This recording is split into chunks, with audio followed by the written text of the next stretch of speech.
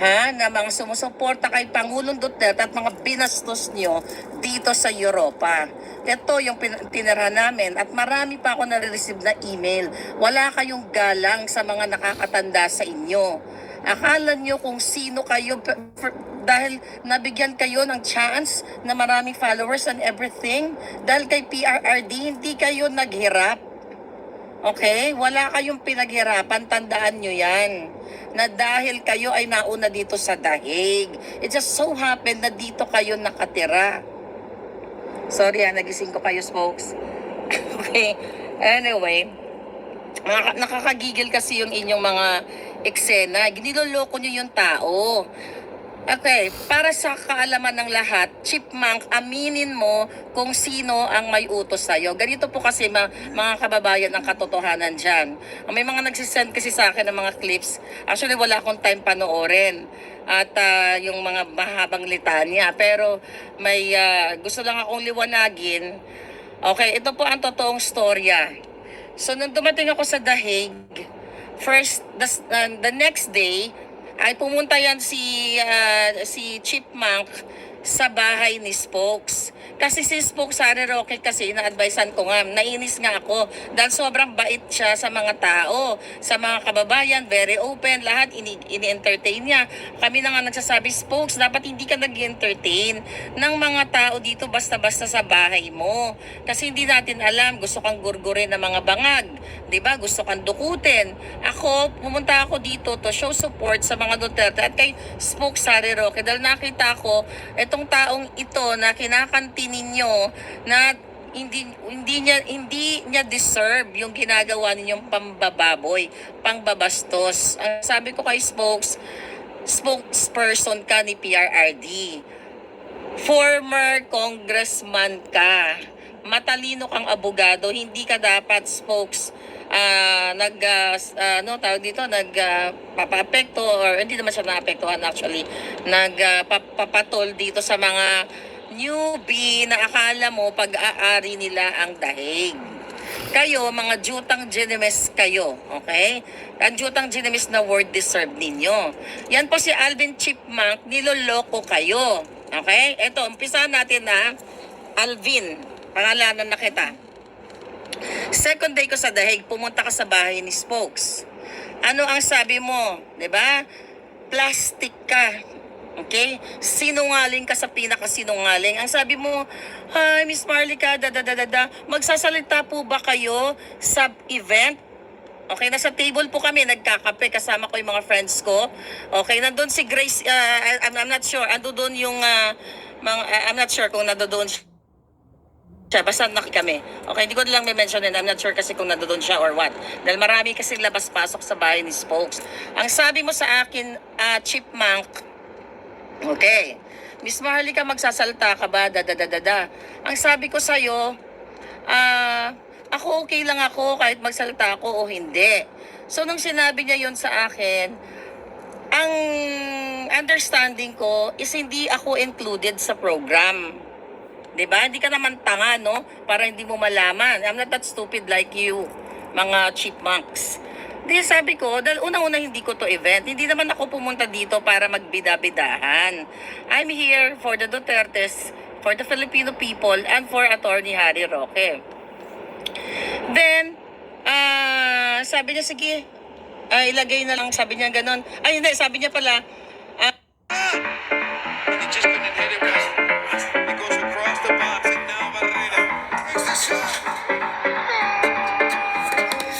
sabi niya pala, una po kayong magsasalita. Okay, may text siya sa akin. Teka, babasahin ko lang ha. Saan ba siya nag-text sa akin? Facebook ba? Kaya lang nakalig tayo sa sa YouTube. So, hindi ko mas makuha yung mensahe. Ang sabi mo sa akin, Chipmunk, sige, Miss Marlica, mauna kang magsalita. Nagluluto po si Spokes Harry Roque sa kitchen niya during that time na pumunta siya. Kasi si Spokes very busy. So, pinuntahan ko si Spokes. Sabi ko, Spokes, ikaw na unang magsalita sa program. Tapos sabi niya, ha, ikaw na. So parang, bakit sinabi ko kay Spokes na siya dapat ang unang magsalita? Ay, sorry, may na-miss akong point. Pasensya na. Kulang ako sa tulog pala. Ito pala, babalikan ko yung ano. Sinabi niya na, Miss Marlica, ikaw ang unang magsasalta. Pero, sana walang, sana po, hindi, ay bawal po yung bangag-bangag at atakihin si Amy Marcos. Yan ang sinabi mo. Jutang ginina ka. Okay?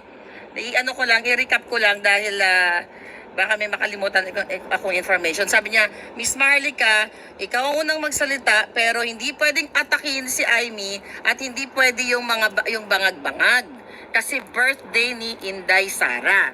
Okay, fine. Hindi ako nag-react. Pero in my heart, sabi ko, may nagkukontrol, may kumukumpas. Pero never ever kung sinabi kay Spokes Harry Roque yung sinabi ni Chipmunk sa akin. Kasi hindi naman ako gumagawa ng eksena. Kaya nung nasa kitchen si Spokes, sabi ko, Spokes, ikaw na ang unang magsalita. Bakit ko sinasabi kay Spokes na siya ang unang magsalita? Kasi pakikinggan ko yung speech ni Spokes na kung siya ay maglitanya ng bangag-bangag or against sa mga bangag, I will follow. Diba? Aba, magsasalita din ako. Bakit si Spokes nagsasalita? Yun po yung totoong kwento. O, eto na. Then, I think kinabukasan na ba yung event ni birthday ni Inday? Diba, kinabukasan na. So, nag-event na. Eto na nga. Nag-event na mga kababayan. So, may mga nagsalita bago sa akin kasi hindi kami on time dumating. Nung nagsalita na ako sa stage, okay? Kung pansinin ninyo, balikan nyo po ang speech ko, napakasimple. Greetings at pasasalamat sa taong bayan. Walang rant ng about bangag-bangag, about kay Amy Marcos dahil nagpakita po tayo ng respeto sa birthday celebrant. At una, nagpakita tayo ng respeto sa mga organizers dahil hindi ko po event yon. So naintindihan ko, kailangan ko sumunod sa rules. Okay? So wala nang issue yun sa akin. Nagsalita na ako, pasalamat, hanggang sa si Spokes Harry Roque na ang nagsalita. Okay? Nung nagsalita, bago magsalita si Spokes Harry, sabi niya sa akin, halika Marlica, magbabangag-bangag tayo. Kakata kami ng bangag-bangag. Ang sabi ko kay Spokes, ha? Kahit i-review niyo po yung video, ha?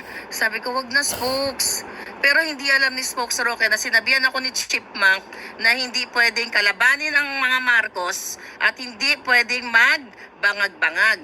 Ganun po ako magbigay ng respeto sa event na hindi ko event. Sabi nga ni Spokes sa akin, ha? Sabi niya parang nagtataka si Harry Roque, si Spokes Harry, bakit ayaw kong samahan siya sa stage para magbangag-bangag? O kumanta ng bangag-bangag, ngiwi-ngiwi. Hindi ka na, ngayon ka pa ba parang sabi nga ni Spokes, ano ka ba nilalagnat? Bakit ayaw mong sumayaw dun sa stage? So syempre, sinabayan ko si Spokes. Yun na nga po yun, mga kababayan, na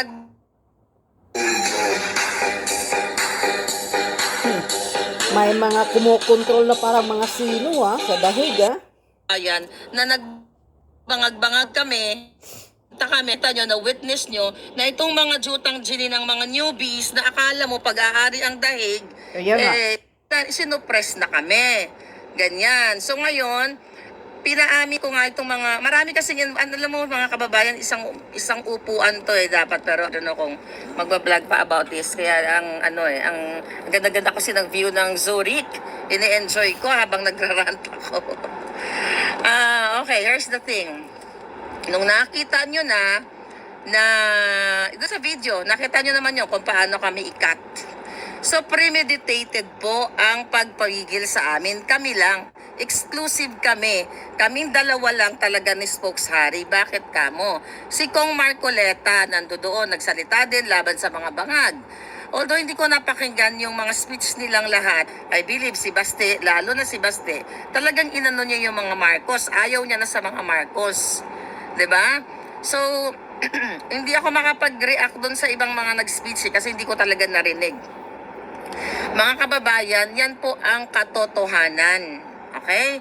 So maraming mga volunteers na kinakausap namin dito na mga nagsusumbong sa amin.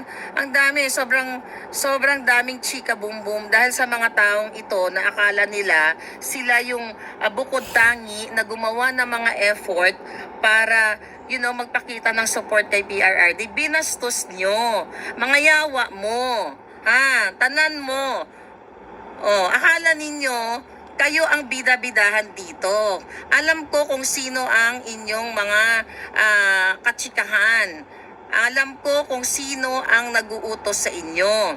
'Di ba? Kaya nga tinatanong ko, hindi ko kayo inaakusahan na binayaran kayo. Nagtatanong ako, dahil ba sa 3 lechon o sino ang bumili ng lechon? Nabigyan ba kayo ng tip ni Amy Marcos? Yun O na kung yun. sino pa man? Yun lang ang tanong ko. Hindi ko sinabing nakatanggap kayo. Tanungin nyo, nakatanggap ba kayo? Di kung hindi, let the people, decide kung maniniwala sila. Yan po. Okay? Ano pa bang matatandaan ko sa mga eksena dun sa event na yon? So yan ang katotohanan. Huwag po kayong magpapaniwala sa mga kasinungalingan pa, victim effect kayo. Chipmunk, ikaw Alvin Chipmunk, sinungaling ka. Then nung nag-vlog pala ako, pumunta kami doon ni Spoke sa we get gas, di ba? May coffee ba? Here's my car, darling. No. Hindi, okay yun. Ito na. Yan palang gas. Sige, no, we'll take care of it. Don't worry about it. Okay. Pahinging kape, pampataas ng amats. Please. So, anyway, ano pa ba? So, pumunta tayo Smoke sa Duterte Street, right? Yan. So, nung afternoon ng mga nag-vlog ako, I'm trying to recall yung mga nangyayari. Latte ako palangga, kung may available, oo. Yes, please. I love sugar. So, ngayon, mga kababayan, bear with me, ang lamig sa Switzerland. Dali lang. Kunin ko lang yung salamin. Palangga, halika. Palangga, magkapi kayo. Okay, ngayon mga kababayan, ikaw, Alvin Chipmunk, nando doon, inaabangan natin. Sino ba darating noon? Basta may darating. Hindi ko lang si Inday pa. Basta, I cannot recall dahil sa sobrang wala akong tulog masyado. Pero, tinatry ko i-recall yung mga pangyayari. Yun yung time na binabash ka. Di ba, Chipmunk, binabash ka ng mga DDS supporters, ng mga supporters ng bayan all over the world. Anong ginawa mo? Hinila mo kami ni Harry Roque, Attorney Harry Roque at saka ako. Miss Marlica, parang ito yung konteksto. Once and for all, daw po kasi sinasabi, galit, magkaaway tayo or something, parang ganun. Magsayaw po tayo ng bangag-bangag. Sumabay ka sa amin ng bangag-bangag, di ba? In-approach ka ba namin na, uy, Chipmunk, sumabay ka sa amin, magbangag-bangag tayo, ganito, ganyan. Pinilit ka ba namin? Jutang ginina? Pinilit ka ba namin kasi ang sinasabi mo, hindi ko kasi napanood yung vlog, basta ito daw yung konteksto na hindi siya nag-agree sa ginagawa namin ni Spokes, yung aming bangag-bangag ngiwi-ngiwi. Jutang Jenina, pinilit ka ba namin na sumayaw ka together? Di ba? Wala po kaming gano'n. Nakita nyo sa live. In-approach mo ko. In-approach mo si Harry para ipakita sa mga DDS, sa mga supporter ng bayan na we're okay. Pwede na nga kitang pahiyain doon na plastic ka Hindi ko nga sinabi sa mga kababayan, mga palangga, hindi ko sinabi sa inyo na before the event, sinabihan niya ako na hindi ako pwede magbangag-bangag at hindi ako pwede magsalita laban sa mga Marcos. Dahil sabi ko nga, I will respect sila kasi nag-organize noon. Pinahiya ba kita? Okay, tutodo na natin yung kwento. Okay, may mga witness tayo doon. Ang daming nagreklamo sa akin. Ako ayoko mag-epal-epal dito. Sa dami ng eksena ko sa buhay, ayoko mag-epal-epal, ayoko mag-organize ng event. So yun nga mga kababayan, nagbangag-bangag. Tapos sinasabi mo hindi mo gusto. Alam mo, kung hindi mo gusto ang isang bagay, hindi mo dapat ginawa. Hindi kita pinilit, hindi ka namin pinilit para sumayaw ka kasama namin. Pero ipinakita mo sa viewers mo, sa followers mo, dahil takot ka ma-unfollow. Takot ka ma-unfollow ng followers ni Maharlika at ni Harry Roque. Kaya hinila mo kami, kunwari, sayaw-sayaw kang bangag-bangag for jutang dyan ng viewers. You are for views and for followers. So stop the BS na kasinungalingan. Kaya nga ang tanong ko sa'yo, Duterte ka ba or Marcos ka ba o Bisaya ka? Okay, dahil sa panahon ngayon, marami talagang traidor. Anong Correct. ginawa mo? Inaayos ko kayo. Nag-agree ka na makikipag-meet up ka sa ibang... Kasi prior to, nung pagdating ko dito palangga, nag-aaway-away na sila. Guys, hindi ko kilala yung mga organizers. Alam nyo, sa dami ng mga palangga na nag-approach sa akin, hindi ko po matatandaan lahat ng pangalan ninyo. So inayos namin. Pero bago ko pa ayusin sila na mag-meeting yung away-away nila, inayos na sila ni Spokes. Sabi ko, Spokes, kawawa naman. Sabi ko, nakikipaglaban tayo ng isa. Ano ba yung pinag-aawayan ng mga ito? Kasi wala akong idea sa away nila. Sabi ko, pwede ba once and for all, ayusin natin to para to kay Pangulong Duterte. Alvin, napakasinungaling mo. Pumunta ka doon, nag-meeting tayo, nagkumpul-kumpul tayo. I hope may nakakita doon. 'Di ba? Pinipilit ko kayo, ay hindi na pala pinipilit. Pinakikiusapan ko kayo na mag-ayos kayo. Mag-meeting tayo. Sabi ko, Spokes, baka pwede pang dalawang meeting, mag-mediate tayo kasi hindi po pwede nag-aaway ang mga ito. Anyway, pare-pareho lang naman tayong ng pinaglalaban. So ngayon, mga kababayan, may mga papangalanan natin yung mga palanggado na doon sila. Jessica, ando si Makabayan nandito. Tapos yung kasama namin, ito si Makabayan, hindi ko naman siya kalala. Na-meet ko lang siya doon sa sa event at magandang loob, dinadrive marami siya mga dinadrive, okay, na mga personalities, hindi lang kami. So mga palangga, ito yung chika. Okay, Chipmunk, wag mong lolokohin ang mga Duterte supporters at ang hindi ko lahat matanggap ang pambabastos nyo sa mga elderly, sa mga lalo na ang mga kababayan natin mga Bisaya dito sa The Hague. At itong mga palangga ko, whether they are anuman ang group nila, DDS, Maisog, kung anuman ang pangalan, they spend money, they spend their time, umaabsent sa trabaho para magpakita ng suporta kay Pangulong Duterte, hindi para sa inyo. Jutang Jenina, wag ninyong sabihin na dapat ay magpasalamat kami sa iyo. So nung meeting na po yun, balik tayo dun sa Duterte Street, nag-uusap-usap kami. Ando doon ang SMNI. Nando doon ang dami doon. Yung iba, hindi ko naman kakalala eh. Sabi ko, ayusin na natin to. Sabi mo, Chipmunk, oo nga po eh. Sabi niya kasi yung ibang grupo, ganito. Sabi ko, wag nang ganun. Pag-usapan na natin. Alam ko naman, hindi naman tayo pwedeng hindi natin kailangan maging super friends o mag-BFF. Diba? Kailangan lang nating maging civil tayong lahat para sa kay Pangulong Duterte dahil nakakalungkot naman na nag-aaway-away kayo dito. Yan po yung ang aking suggestion. Ngayon, itong si Makabayan, nakalimutan ko na yung mga sinasabi nila. Ang dami kasi nagsasalita doon eh. Pero ito yung pinaka nagtatak. Kailangan ninyong malaman kung bakit kami nag-organize ng kalayaan para kay PRRD. Ano ang sabi mo, Chipmunk, kay dito sa kay ako, si Makabayan at saka kila Jessica at kung sino pa? Jessica lang natatandaan ko eh. Basta ang dami po kasi mga volunteers doon. Ano ang sabi ni Chipmunk?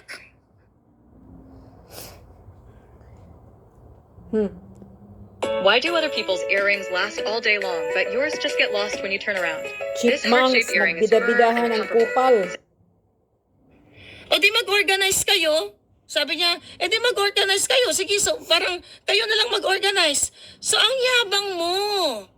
Kasi itong mga taong to, like itong mga nakakausap ko, hindi naman sila vloggers na matagal ng vloggers. Sila ay mga volunteers po na gusto lang nilang i-cover ang nangyayari diyan sa Netherlands, sa Daig. Tapos doon ko nakita ang pagiging bastos mo, Chipmunk. Ako kasi ayoko nakakakita ng aapi ng kapwa. Bastos ka. Pero binastos ba kita sa harap ng mga supporters, sa harap ng mga nagmamahal kay PRRD? Sabi ko, hindi na, mag-ayos tayo, pag-usapan natin to. Okay? Diba nag-agree ka, Chipmunk, na magmi-meeting tayo? Nagluto pa nga si Spokes eh. Hindi kayo pumunta. Kasi mga duwag kayo. Ayaw nyo ng head-on na laban. Gusto nyo magkuda-kuda sa social media, magpaawa effect to get more viewers, to get more followers. Because your intention is not for fighting for the country. Kasi if your intention is for fighting for the country, bubuljakin mo o hindi mo poprotektahan si Bangag Jr., ang pamilya niyang adiktos at kawatan. Okay? Ngayon, pinoprotektahan nyo ang mga Marcos. Sino ang nag-utos sa'yo para sabihan ako na Miss Maharlika, hindi pwedeng atakin si Amy, hindi pwedeng magbangag-bangag video. Yan ang totoo. So ngayon, mga kababayan, kaya po kami nag-organize para sa June 14, nagtatalo pa nga kami ng ng date kasi hindi namin alam kung ano bang the best at yung location. Dahil na-witness ko kung paano bastusin ni Alvin Chipmunk yung mga kasama niya sa dahig. Nung sinabihan niya, sige mag-organize kayo, bakit mo sinasabi yon sa mga taong nakaharap doon na hindi nyo feel? Kasi ang dating sa akin noon, na hindi nila kayang mag-organize. Kaya inutusan mo na sige mag-organize kayo. It's like saying mag-organize kayo kung kaya ninyo. Ano ang nangyari doon?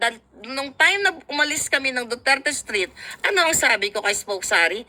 Napakayabang naman ka ako ng Chipmunk na yon. Porket yung mga nandoon ng mga volunteers walang kakayahan na mag-organize. Kaya sabi ko kay Spokes, mag-organize tayo na ipakita natin sa kanila na ipag-unite natin sila, buuhin natin sila.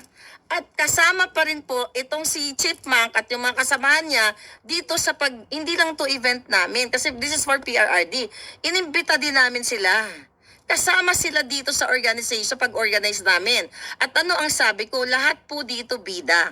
Bawat delegates, if you're from Paris, from Belgium, from Switzerland, lahat may representative. Kaya nga po open mic kami.